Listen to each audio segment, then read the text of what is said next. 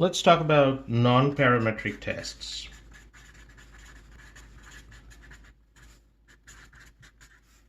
First of all, when you will do that, that it will be dictated by the step 0. If you remember the step 0, where we have the hypothesis that data is normal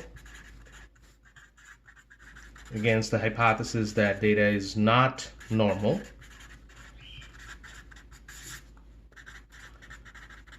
And we want the p-value,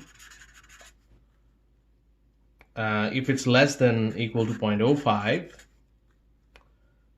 then we reject, meaning that it's not normal. And that's exactly the situation when you do the non-parametric. Your p-value is less than 0.05 for at least one column. So if you have multiple columns and you test for each one of them this normality, at least one column, it would be less than 0.05. Then you're going to go to the non-parametric test. Now, how many tests are there? So I'm just listing the parametric test here that we already have done in your last homework. There is a non-parametric test corresponding to each parametric test. For example, the first one, you have one sample T. You did that in your previous homework. What would be the non-parametric version of that? The non-parametric version of that is a sign test. I'm going to show that in Minitab in a separate video. Next, you have a paired T. Remember the paired T test? This is for non-parametric version of that is a sign test on difference column. And the last one is a two sample T. And the non-parametric version of that is Mann-Whitney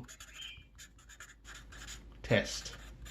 So whenever you do the step 0 and your p-value for all the columns, so where this comes into play, if your p-value greater than 0.05 for all the columns, then you go this direction, parametric. So this is your step 0. Before even writing step 1 and anything, you do the step 0 and decide which one to do. So if it's a one sample, just one column of data given, your p-value less than 0.05, you go this direction, sign test.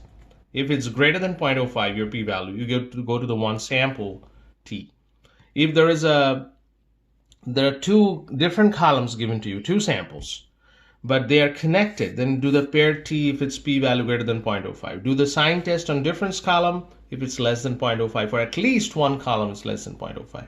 Two sample T is the same idea. The two data sets are not connected, but both of them are normal. Then you do two sample T. One of them non-normal, you do the Mann-Whitney. So this is pretty much the structure. Now what's the difference in step 1? So in step 1,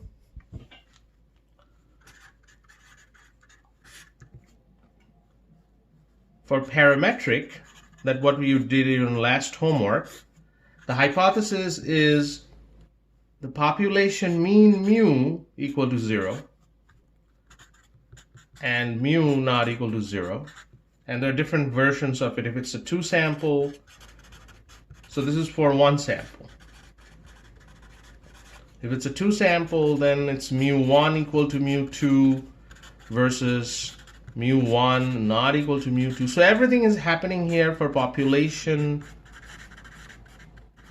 mean. Now for the non-parametric, we do not trust mean because it's skewed data. It's skewed data. So we trust median.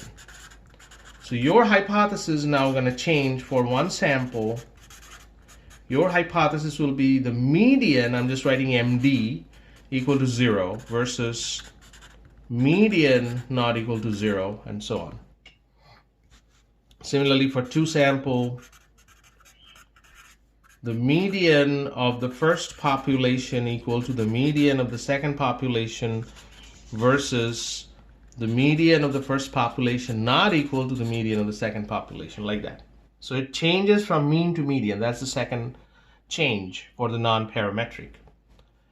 No other changes anywhere. So in for the step 2, where you figure out what's the p-value, this is entirely Minitab, and I'm going to show you next video how to do sign test and how to do Mann-Whitney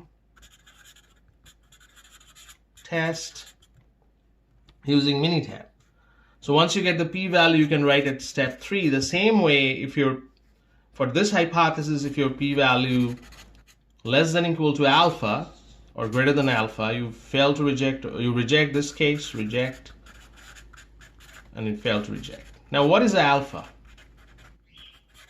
What is alpha? Alpha sometimes 0.1, sometimes 0.05. So this is the comparison, the number you are comparing with. That's your alpha. If your alpha is 0.1, you compare with p-value with 0.1. If alpha is 0.05, you compare p-value with 0.05. Now 0.05 is the default, so no alpha is given to you, meaning that you have to compare your p-value with 0.05. But if alpha is given to you, for some of your homework problems in your book, alpha is given to you as 0.1.